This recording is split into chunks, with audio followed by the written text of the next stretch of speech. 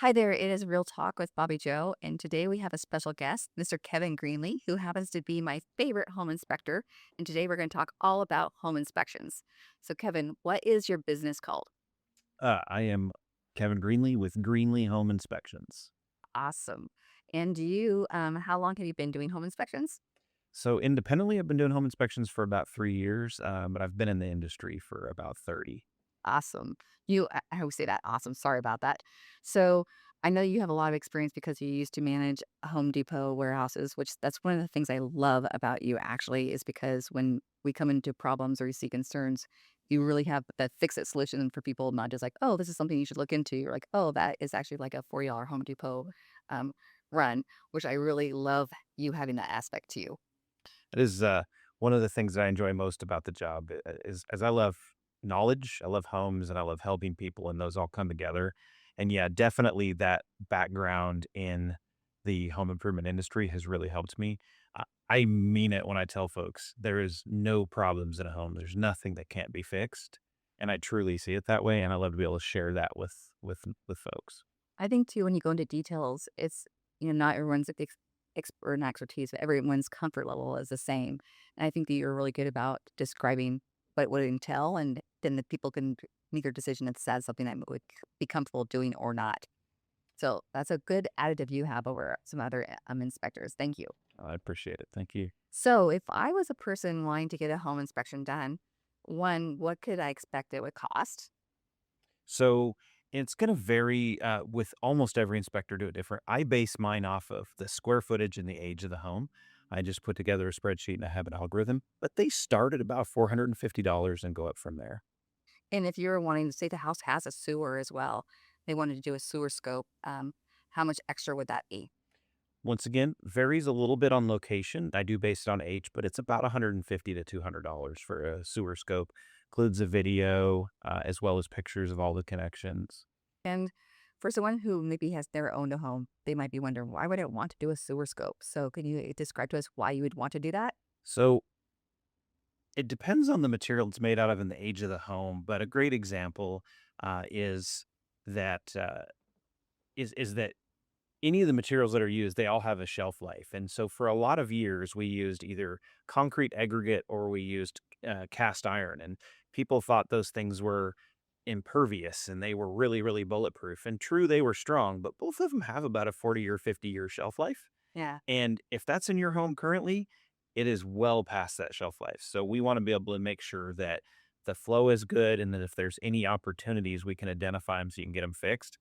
And unfortunately, it is not inexpensive to get those things fixed. So that's not a surprise that you want to have.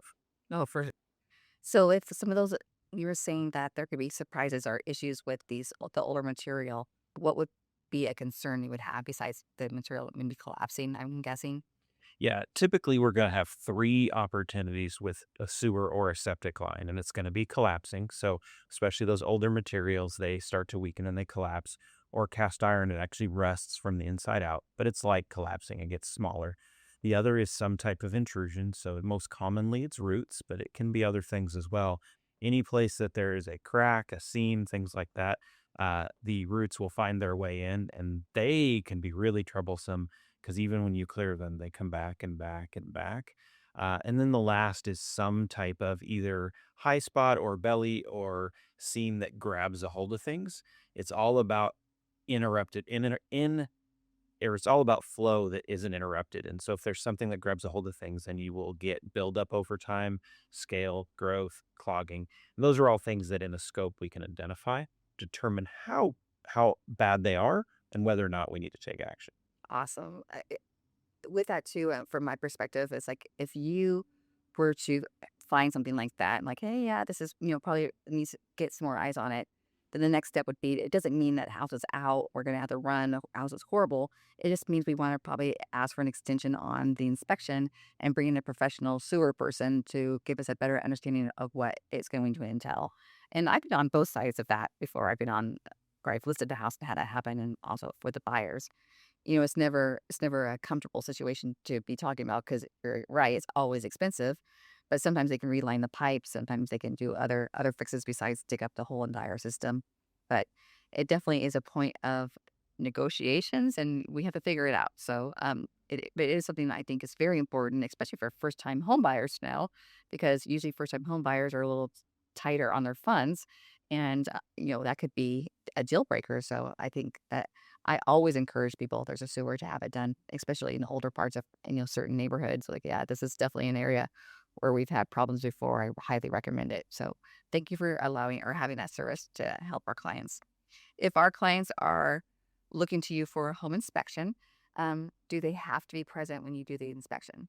Absolutely not. I do need to have some representation there. So typically it's going to be a realtor or somebody like that to help me access the home. State of Washington's pretty clear on that. But other than that, I'm super flexible.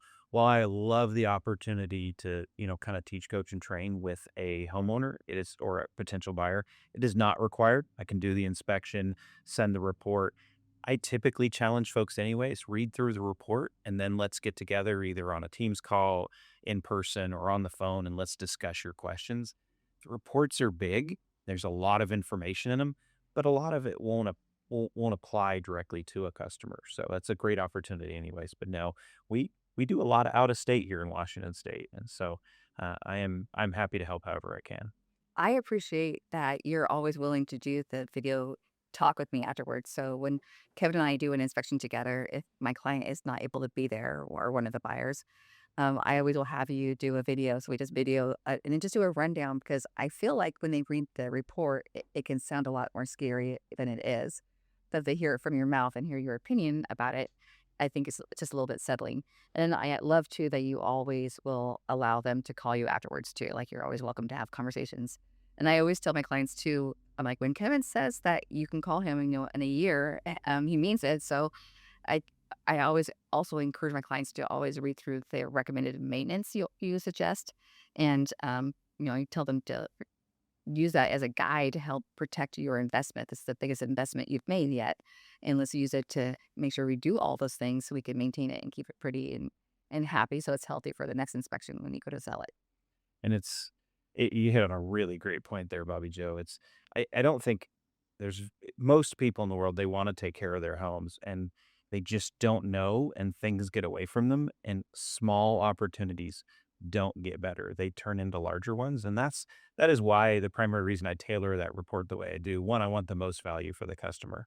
It is not inexpensive to have someone come out and perform a home inspection. So I want value to be there, but I also want folks to understand what actions they need to take so that they can take small, inexpensive actions over time and not have them result in large expenditures. So Definitely. I feel like in Washington State, maybe some of the bigger issues that I see most often is moss on roofs, really full gutters with lots of trees.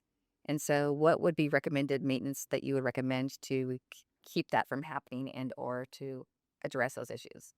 So typically, I say at a minimum of once a year, you need to have a roof and inspection, roof treatment, and gutters cleaned at the same time. But for most of us around this area, you're going to be far better off with twice a year. Yeah. I really like, I call them the bookends, but I really like before winter comes and after winter comes to get up and treat for moss, clean out all the gutters.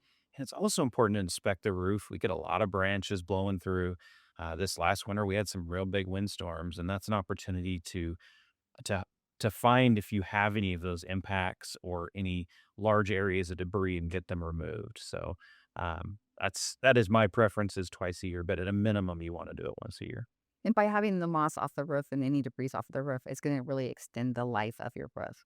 Absolutely. So the most common roofing material we see up here is asphalt shingle, and kind of the impression of asphalt shingles is that they are impervious to water, and that actually isn't the case.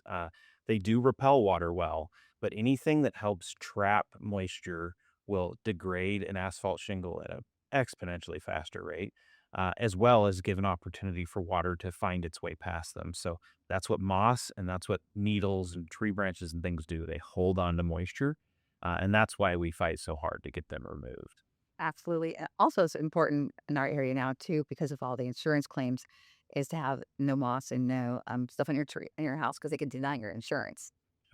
And I've even heard stories that they can check now either via satellite or drone, and so they know. And that in its own right is a reason to do it, but just that care and maintenance. Average life expectancy of a roof is about 15 to 20 years. Uh, if you allow moss to go unchecked, you can cut that time in half. Oh, heavens. Yeah. That's a big deal. And it's another expensive fix, so that's why it's really important. Yeah. So if someone's hiring you for an inspection, how long can they anticipate the inspection would take? It will vary on square footage and age, but typically right around the 3 hour mark. And for the 3 hours, if a buyer is there, could they be following you around this whole time? Like, would you mind if they were with you, observing you, or you just like to check in with them during the inspection time? Mind it? I love it. So really, I want the buyers to be or sellers, either one. I want them to be comfortable. I would say more often than not, folks chose just to kind of check in areas that they have concern. But I love it. I love the opportunity to walk around and show them what I'm doing. Most of the time, for me, I've got my nose in an iPad, and so if I have somebody with me, that's an opportunity to generate some conversation. Whether they stick with me or not, if I find things that are important, say like an active leak or something structural or safety oriented, I'm going to get everyone, gather them, and if I can, I'm going to take them to it and show them. But by all means, if they want to learn a lot about their home and come around with me, we can. Or if there's just some points that they want to discuss, say, HVAC or electrical or whatever, that works too. Awesome. There I go again with that word. I do, I do love it. Watching these videos, I'm finding I say it all the time, so I should be a little more mindful of it. Uh, Moving forward with the inspections, so if it's taking around 3 to say 4 hours, um, how long does it take for you to get the report at the end to them? So, there's very few exceptions. With very few exceptions, I do report same day. So, and exceptions being sometimes it stacks up and it can't happen, but it's usually within a few hours, unless I have another appointment leading after it, or whatever be the case, and usually discuss that up front with the clients and the realtor and let them know what the plan of action is. But I send it electronically. I both send them the report electronically, and then they have a link which I maintain for 7 years that they can access it. So basically, I just get home, pull it up on the computer, go through it, and make sure that it makes sense. Pictures and statements are great, but they can be confusing, so I try to tailor those so that it portrays the clearest message to the customer. But yeah, usually within a few hours they have the report, but definitely same day. Well, we just came from a time when you were not able to get inspections done, where that inventory was moving too quickly and was too competitive, where there's multiple offers and people were waiving their inspections, which for myself was a really scary time, especially for my first time home buyers, because we're basically giving away all our rights and they're going into this investment without it. Um, so I highly recommend the inspection to everybody. And it's not that it's foolproof. I know your report too is it's like they're not guaranteeing you're fine everything, but it's so important from my perspective to have someone's opinion who can at least check all these things and make sure there's not any really big issues, and or just things that they might want to ask the seller to fix before they buy the property, um, or understand what they're getting themselves into so they can save appropriately or understand what their maintenance requirements will be. Um, when you said you don't mind if people call you back later, and I know you really do mean it, but how do you keep track of all the people? Well, I'd love to tell you that I just have a open and shut memory and never forget anything, but that is what I do like about the reports, and it's one of the reasons that my reports are on the large side, is because part of my process in the home is I take a lot of photos, average about 200 photos for an inspection.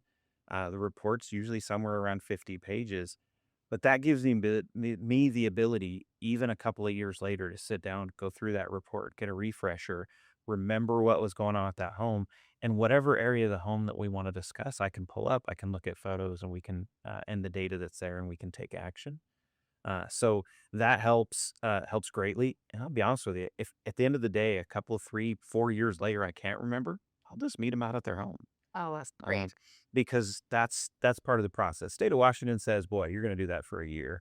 Year isn't good enough for me." I wanna be there with those folks and help them through the process however I can. So, most of the time we can manage with the report, but that's the beauty of the area. I'm out anyways, and so I'm more than happy to swing by. As 'Cause that is a very, very good thing to offer. For new construction, even, I always recommend there to be an inspection, and the biggest reason is, and a lot of people don't realize it, but when you first buy the new construction home, it comes with a bumper-to-bumper warranty, and so before a house closes, the buyer has the most power, meaning that the builder is willing the most willing to get things fixed in a timely manner. And so I always recommend to have it done beforehand. And you have found several times on new construction for me little small leaks in little unexpected areas that could have turned into big issues over time. But I know one time it was in that a downstairs bathroom, a powder room, where they probably wouldn't notice a little leak because they probably don't store things under there for a regular basis. Another time you found a little small leak underneath the crawl space under, I think it was a kitchen. But almost recently it was that little toilet upstairs. Yeah. Yes, but I think that's great though, because it's new construction, I have the liberty of just giving the whole report to the builder and, say, ask them to fix everything, and they typically do. Um, but then I recommend those same buyers to do the report with you again, like at 8 to 9 months, and have you come back out to do a recheck. And it's because they have that 1 year warranty. So if you find anything again, the hope is we can give it to the builder again and then have them just fix anything that's on the report again, unless it's like not maintenance, cosmetic stuff. They don't fix the cosmetic stuff, but if you find any new leaks or whatnot, they'll fix it. But is it the same expense for the second inspection? If you came back, with this to the same property within a year? So it is actually I do the exact same inspection, but typically for my return customers like that, I do offer them a discount because I understand that's too. Because I do agree with you, Bobby, 100%. New construction, I like both avenues. If you do the inspection before before you take over the home, it is very difficult for anyone to say that there was any influence from the buyer because obviously at that point you hadn't been in the home.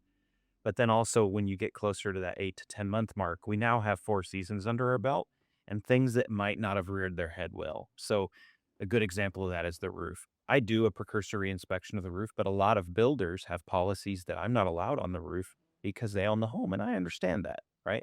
People on the roof could potentially do damage. Well, at the 8 to 10-month mark, we are able to see what the 4 seasons did to that, and we can then see if there's an issue. So, usually on my second follow-up, or not usually, on my second follow-up, I do offer a discount, because I feel that passionate about it. Um, but and every time I do it, we find opportunities, and then I can also, when needed, work with the buyer and the builder as kind of a liaison, as a independent third party to help them get things done. So on new construction, we talked about a few leaks you found, but on the roof, I know for myself, you have found several times, like maybe that flashing was missing, or maybe when they built it, there's some shingles were off center, or exposing the that little barrier underneath I forget what you call it. Underlayment, yes. Anyway, there you go. But I know that you have found things like that, and those are things that they can fix beforehand, but that could potentially become a big issue. Correct. And a house is a big deal to build, and most builders do, have checks and balances, but it's just a big property. I think there is room for error, but I'm so thankful that you can go through and find that. Sure, and that you're 100% right. Anytime there's a human involved, there's an opportunity. I don't think anyone has intentions of going out and getting people, but that's what I'm there. I'm there to help make sure that we find those things and address them. Absolutely. I you were talking about how the market was crazy, and there were a lot of folks who were waiving. I would part of the flexibility that I provide is the ability. I feel the same way. That's a real big opportunity, and so that's why I'm happy to do pre-offer inspections. A lot of times we can get access. We can get even access for a couple hours to even do a major systems. Yeah. Um, we can do that, and then they can then decide whether or not they make an offer. That's For yourself, what are major systems? so for me, major systems are roof, crawl space, attic, HVAC, water heater, electrical. And then as time allows, usually with that, I'll throw like an exterior walk-in, and it may not be detailed where I, say provide photos of all of the trim and all of the siding, but we can still do a walk and see to make sure that, water flow is good. Washington State, the number one rule is get water away from the house, right? So that's why we do that. Typically I can do a full major systems in under 90 minutes. Okay. And so that is an option for somebody out there when it's a tight market or a house that there's going to be, that they know there's going to be a fight for and they don't want to have a contingency.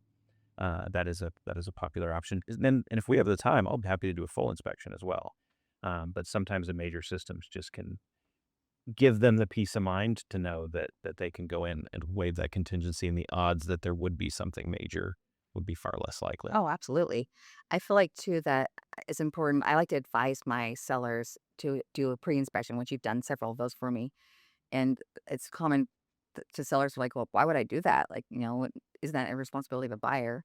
I'm like, well, one, if there's any issues that arise, we can address them beforehand, and it would probably be more cost effective because we'll have more time to shop around and get a couple contractors. When we're under contract, more likely they'll say they want a specific person to do the repair. So I think that's one cost savings, but also just your the insight when you're putting something on the market and just knowing like we're putting out a good product is really important too. So I appreciate you coming and doing those pre inspections for us before I even list a house. I think I think they're underrated. I think that is the I get a lot even from sellers when I'm doing them. I wasn't sure I wanted to do this, but now that I've seen the report, I'm glad that I did. I think it's a great, arrow in their quiver for selling that home and building confidence because I remain third party. I do the same inspection for a seller that I do for a buyer, and I look at the same things and I use the same verbiage. Uh, but to know that you won't have an issue come up halfway through a process, you pull a house, somebody makes an offer, you pull a house off the market for a couple of weeks, all these things are happening, and then you have then you're sideswiped with something, right? That's what those pre-sale inspections can prevent, and they're not for everybody. But once again, it's easy for me as a home inspector to say I see value in it. But I promise you that if I did those and there wasn't value coming out of them, I wouldn't offer them because I mean it. My time is valuable, but more than that, I am doing this to help the community and help the people. And so if I didn't think there was value in it, I wouldn't offer it. I appreciate that.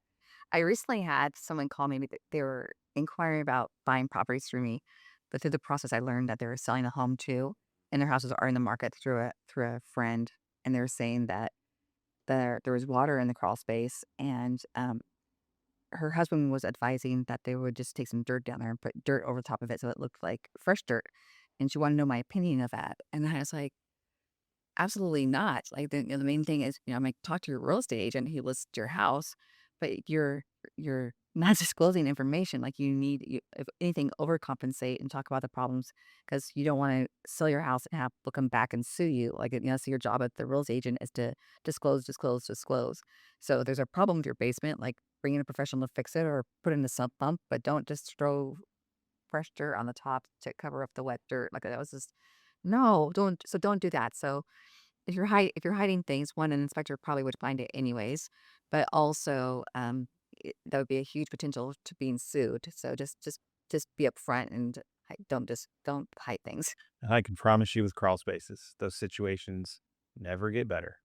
They only get worse over time. So finding the root cause, right? So the way that we build homes today, and we have built them for a long time, there's going to naturally be some moisture in a crawl space from time to time. But if you have a moisture situation like that, you need to find the cause and resolve it just to protect the home. And not to mention the things that you spoke about, Bobby. Like it is a it is imperative that you find the solution in either a sump or drain tiles or something and get that moisture out of there. Um, and unfortunately, as you're doing that, you may find the cause being a lot bigger opportunity than you realized. So yeah, definitely never cover them up. Get in there, find the problem, and solve it. I think that situation too, that they're better off fixing it, like, again, like we said before they put it on the market. So, I was just shocked, like, "No, don't do that, no."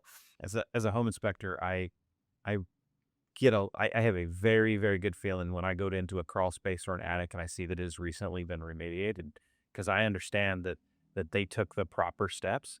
Granted, I'm still going to look at the same things. I don't change the way I look at it, but that even as an inspector, that gives me a very good feeling knowing that someone took the proper action and had it dealt with right. Our crawl spaces and our attics periodically need maintenance, and that is a huge step, and I imagine a great relief for buyers when they're buying, a home that could be 30 or 40 years old and find that, within the last 10 years, the crawl space was remediated and cleaned up. Oh, for sure. I feel like too when we're so treesy and there's lots of bushes here, we're very green, but a lot of rodents are around, and I have had buyers back out of houses because there's rodent activity under a house, and I'm like, "Well, we can ask for the seller to remediate it and to fix it," but just the idea of there being mice under the house was freaking them out, and I'm like, "Well, we don't live in the desert. Like, like it was gonna, they're gonna come in here and they're gonna look for shelter. And especially when you live, people love to be back up to green belts. What the green belts is home to many things besides besides just dogs and cats. So it's always funny to me, but that's a common problem we have, and it's because they break through those little barriers, little screens, and get into the crawl space. So, I always recommend people, periodically to be checking to see if there's, if you can stick your finger in any of these areas, an animal can get through that. Whether you say that's correct. Yep. Oh, absolutely. And my adage is up here in Washington or in the Northwest, you either have them or you're doing something about it. There is no middle of the ground. So, prevention is far easier than removal. So, I'm a big fan of either a service or if you're DIY, bait stations, things like that to draw them away from the home. But you're 100% right, Bobby. You have to keep an eye out, and if you see a hole you can put your finger in, that wasn't there. An animal created it. Like, that's all there is to it. We have a lot of the four-legged variety that love our homes, and if you put yourself in their shoes, or in their paws, if you will, the crawl spaces and attics in our homes are perfect environments for them and for their families. The other problem we have, they have great memories. They Oh, teach their young that that's a good place to be, so that's why I'm a big fan of prevention. Um, because once you get them, it is a multi-step process to remove them because even if you get the ones that are currently there, there's a good chance they taught their young who went off and they will be back. I did not know that. Uh, so yeah, it is great to have a plan and but anytime you see those, you need to take action. So So you can make some like little no vacancy signs and put them out outside your home. or at least have him sign a lease and make some money off you. Oh, absolutely. It would be the better option. That's awesome. Here I go again. So for the home inspections, the people or the clients can expect that to last between 3 to 4 hours. They can expect to get a report within 24 hours, um, which is amazing. Thank you for doing that too. Like it's usually a little nerve wracking, especially when you get the video and if you're talking about some findings. I know my clients are usually on pins and needles to get the report, and I feel like they never have to wait that long. So I really appreciate that. Thank you. But could you tell some stories or maybe some findings that you found that have been surprising to you? I'll give you a couple standouts. So we were talking about new construction, right? And I understand why people say it, but a lot of folks go, "It's new construction. Why would I ever have a home inspection?" And I will tell you, like I said, I wouldn't do it if I didn't feel there was value in it. But one of the very first new construction home inspections I did went through the entire house. Was a very nice house by a very, very quality builder. And the last place I always go is the crawl space. It's the very last place I go. The reason for that is there's a lot of plumbing runs through the crawl space. And so I want to run all the plumbing and then go into the crawl space and make sure that we don't have any leaks. Got into a beautiful, clean, wonderful crawl space in a brand spanking new house and looked up, and there was not an ounce of insulation in the floor. Oh, they forgot to Uh, put insulation. It was missed. and the closing walkthrough was the next day, which would not involve the crawl space. Right. So the buyers were about to take that over. Um, Now I will say the builder snapped right to it, got a team in there, got that installed, but I don't know how long that would have gone. They probably just would have said next winter, "Man, our floors are cold." Mhm. And that's just one of those examples. Um, One that's a little more in line with the animals that you were talking about. Same kind of story. It was a beautiful piece of property out in Gig Harbor on a couple of acres, and went through the most of the inspection. It was a beautiful home, very well cared for, and got up in the attic and was looking around, and things were neat and clean and dry and all the things we want. And I shined my light up into a corner, and at first I thought it might have been a wet spot because there was a dark spot up in a corner of a rafter, and then I saw it move. And it was bats. It was the only time that I've run into them, and it was only a few, but that was but they had bats in their attic, and there's another example. I truly believe the sellers had no concept they were there, but bats, even though they only have 2 legs, they are like those four-legged. Once they figure it out, that problem not resolved could have quickly got out of hand. Colonies of bats can grow into the thousands, Oh, heavens. and in this case, it was just a few, but that means they probably hadn't been there very long. In fact, I reached out to a few pest inspector friends of mine about, what were recommendations, how should be dealt with, and they said in that case it won't be too bad because it's small. But I heard some stories about what it's like to deal with thousands and thousands of bats. So Oh my you think that when you go into caves sometimes there are thousands and thousands. I wouldn't want that to be my attic. yeah, not to mention they can be very destructive. So yeah, that would have been a great situation. But there's two stories: a new house and an older home, both in amazing shape, very well taken care of.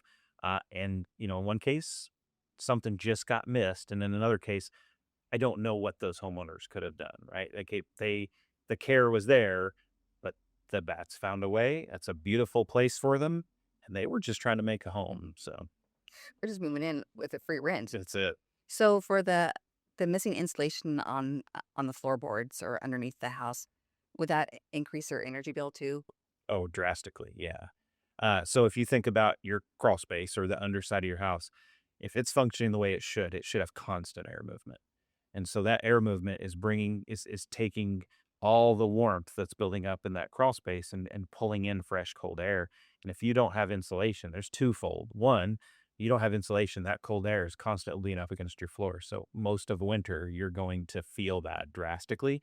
The other thing is there's no barrier from the warm of your home and the cold of your crawl space, and the you're going to have condensation, and you would eventually have moisture problems too. Oh, no. So that's an insulation does two things. It protects the temperature of your floor, but it creates a air gap so that you don't get as much condensation. It makes perfect sense. I wouldn't want condensation in my basement, so I'm glad that you found that. So, we sold one house before, and they found, like, when we didn't find it during our inspection, but they found like some white, they call it organic matter, that they felt that when our house was built, that the house was built when it was wet, and then when they closed it up, it grew. It didn't grow a lot. It was just one little area. But I was surprised because the people were they were buying our home. They wanted it remediated, which means they have a professional come in and remove it. And they just my crawl space was my master closet, so they just sealed it off with all this plastic. I didn't even take my clothes out, and they went up there and took care of it. And it cost us like maybe $1,500, and it was like a 4-hour process. But it wasn't. People get really scared when they hear mold, and I was pleasantly surprised at how easy the process was. Yeah. So that's another feature offer. Funny you say organic. State of Washington's pretty clear. If you're not certified in certain areas, you have to use certain lingo. I am nationally mold certified, so I can now use the word mold. Otherwise, I would have to use organic growth as well. But yes, and rightfully so. I understand people have a fear of the unknown. They don't know about mold. I do not want to make light of it, but one important takeaway is only about 2% of the mold in the world that we know of is harmful to humans, and that is typically in large and constant exposure. So yes, people think, boy, if I've got one spore of mold, that's a challenge. The other thing people don't realize is that we're breathing in mold every day, all the time, and it's in the air. But I do my best to identify those. And for those, when we find scenarios, I can even do all the way up to air samples, swabs, all that, and we can send them off to a lab and we can learn all about them. I am certified in doing that. Uh, but you're 100% right. Here in Washington State, we do have, we're wet about half of the year and we're still building homes. The other thing we do is we build homes more and more airtight. And so things things that normally wouldn't have been an issue in the past can be now because we build these homes that are so efficient and so airtight. We trap warm air and it creates moisture. Typically, organic growth or mold, whatever, lichen, whatever it is, it needs dark, it needs food, and it needs moisture. And the dark's obvious. We got lots of places in our house that are dark. The moisture is the thing we can affect. 'Cause we say food, well, they eat all sorts of things. So most building materials have things in them that they will eat or they will attach to and grow. So our best bet is to fight moisture. And so we do that through air movement, but it's inevitable. There's going to be some. And typically, unless it is really, really, really in depth, you're right. Remediation is not really scary and it can be pretty affordable. So, and there are things even homeowners can do. Although I typically, if they are worried about it, I typically do recommend bringing in the professionals because they have access to some tools that a homeowner can't. But I think for homeowners or whether you're buying or selling, I think observation is massive. If you see something and it looks out of place, it probably is, and you can catch it when it's small, and then it can be a pretty easy resolution. Absolutely. Another thing we have in our area is asbestos. I'm pretty sure all areas have asbestos, but it's a pretty big concern for people. Would you recommend? I was told recently from a client that you can get a kit from Amazon to sample to see if you have asbestos. Do you agree? Like, is that something that people should do? Or would you recommend them to try? Well, I just typically follow EPA standards, and they EPA kind of goes at about threefold, and you are correct. So up until the late 70s, it was a pretty commonly used product in several places. The challenge with that is so in about 78, 79, they stopped the production of it, but they didn't stop the sale of it. So if your home is into the 80s, there's a good chance you have asbestos either in your insulation or in your popcorn texture or in a few other places. Um, if you must know, testing is a good thing. What I will tell you is even the EPA says the number one and easiest solution to deal with it is to encapsulate it. So let's say it's your popcorn ceiling and you're concerned that your popcorn ceiling might have asbestos in it. You can remove it or you can encapsulate it. Easiest thing to do in most cases is paint it. If you paint it, you will encapsulate it. It will seal it in. Asbestos is harmful when you breathe it into your lungs. So if you encapsulate it in paint, it's no longer there. If you think it's in your attic, um, you can remove it, or you can just leave it in there, or you can blow in over the top of it. That will encapsulate it. So those tests are good. They will give you that answer, um, but it's kind of that fear of the unknown. I think again that people do, um, and you can even remove it yourself. The EPA's got a great guide on how to. Basically, you're going to suit up and you're going to mask up and you're going to keep it damp. That keeps the air particles from going, and you can remove it. And then also there's companies that can remove it, and it isn't the tent your house hazmat horrible experience that you think. They'll bring their crew in, and it's pretty reasonable, and they'll remove that product. So if you must know, testing is great, but really at the end of the day, I just would follow the EPA actions and take some action to make sure you're safe. I recently was talking to a client and I was suggesting that they had popcorn in the area. Like, you should popcorn it, and then you could put the, like, shiplap over it, and then you would be double protected. That would be a great solution, right? We see that a lot in older homes that had, say, board and batten or something like that. We put sheetrock directly over it. Now, that board and batten wasn't dangerous, but it was far easier to cover it than it was to tear all that out and do all that stuff, right? It's no different with the popcorn. You can remove it, but you can go right over the top of it as well. That's great. We're gonna go ahead and take a short break. Right. Back at All right, Kevin. So just to reiterate, if someone is wanting to do an inspection before you put an offer in, that's something you can do. If someone has an offer in a house and they have a timeline that can do an inspection in, you they hire you for that. And then also when we do an inspection on new construction and they were going to have you come back before the 1 year is up, you're open for that. If say that I have an aunt who's just wondering, if she's going to stay in her house longer, she wants to do inspections to see how bad it is, or it has nothing to do with selling it. Is that something you do as well? Absolutely, and in fact, I think it's a market people don't even think about. So, I typically recommend about every 5 to 7 years you have your home inspected so that you know what's going on. We kind of alluded to it earlier. We talked about how little opportunities or deferred maintenance don't get better, they only build up, and so that's why I like that 5 to 7 year mark. And we can scale the inspection to be whatever they want it to be, but what a great opportunity to know where you stand with your home so that you can budget and plan, right? So, we'll take HVAC systems, right? They're going to have a variety of life cycles that's going to range from about the 10-year mark all the way out to the 25-year mark. Hopefully, you're getting your preventative maintenance performed yearly and doing all of that. But to be able to know, yes, there's signs that the system is starting to fail, right? We're seeing some rust in the pan or there's corrosion or whatever be the case. You now know, hey, I still probably have another 3 to 5 years, but I can plan for that in budget. So that's why I like that 5 to 7 year inspection. Great opportunity to find out where the opportunities are and take action. I love it. I think that would actually be a good opportunity. Like, maybe some of our aging family members we have, and say that, I'm thinking for myself, for instance, like if my husband were to pass away, he does all the maintenance, right? So I really would have no idea where to start. So I think for myself, it would be a good opportunity to have someone come and do an inspection and to just help me guide me out to know what I needed to do on a regular basis, and or make sure if there's anything I need to be budgeting for.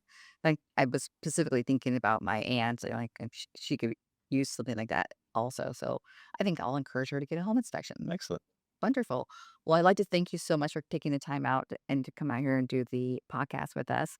And also thank you for your expertise and your kindness and patience with all of our clients. I really appreciate working with you. Well, I appreciate it too. There are few better than you, Bobby. You're the reason that I work with you is the same reason. You truly build relationships with your customers, and you put their needs and concerns first. And I see it every time that we're together. The way that you work with these folks, and so you truly offer a great servant based service, and I really appreciate that. So That was kind. Thank you. We try hard. We try really hard. We just closed a transaction yesterday. It was an estate. And when the transaction closed, I was calling the client to let her know it was closed. And then she had a few more questions. And so we hurried off the phone so I could call the other realtor just to get some clarification for her. And like 2 minutes later, she called me back and she said, I am so sorry, but when we got the phone, I got the phone so quick. And I didn't say thank you so very much for everything you've done. And we know that you went above and beyond to help us and in a sensitive situation because of the passing. But she's like, you made the process all so seamless. She's like, there's hardly anything I was needing to take care of because you took care of everything for us. And it warmed my heart because I'm like, well, that's exactly what we try to do. So, and to hear you say that too, thank you. Thank you, thank you, thank you. Like in my industry, and I'm sure probably for yourself, we don't get a lot of feedback because you're just out there hustling and just taking care of business. So it is nice to get some feedback. So thank you. you bet, Yeah. absolutely. Well, we look forward to the next podcast. Please stay tuned. And if you have any questions about home inspections or want to have Kevin come out to your home, how would they get a hold of you? Uh, I'm available a lot of different ways, but probably the easiest is greenleehomeinspections.com. We'll take you to our website. I'm also on all of the social media. You can find us under Greenlee Home Inspections, but reach out to me any way that you can, and I'll answer any questions that you have. And if you need a home inspection, please reach out. Well, real quick, because we have a few more minutes, you also have another side business that you do that my son is in love with. So, what is your other business that you do? It's really, I tell folks it's really a hobby turned obsession. But I do some blacksmithing and some steel work primarily around like culinary and outdoor tools, make knives and axes and things like that. And so it's a lot of fun. Like I said, I do some shows, I do a little bit of custom work, but really it's to fuel the obsession. Yeah, So uh, you have some beautiful work. Your handles are beautiful too. But you are very meticulous. I mean, your how meticulous you are comes out in your home inspections, which I appreciate.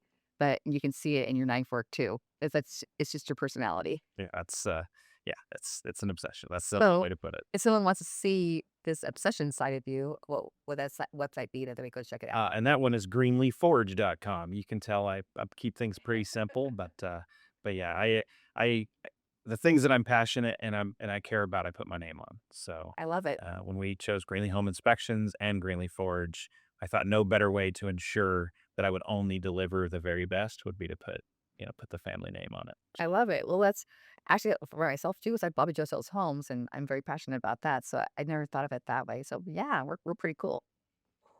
All right, make it a great day, and thank you so much for coming to our podcast. And we look forward to working with you in the future. Thank you. All right, thanks.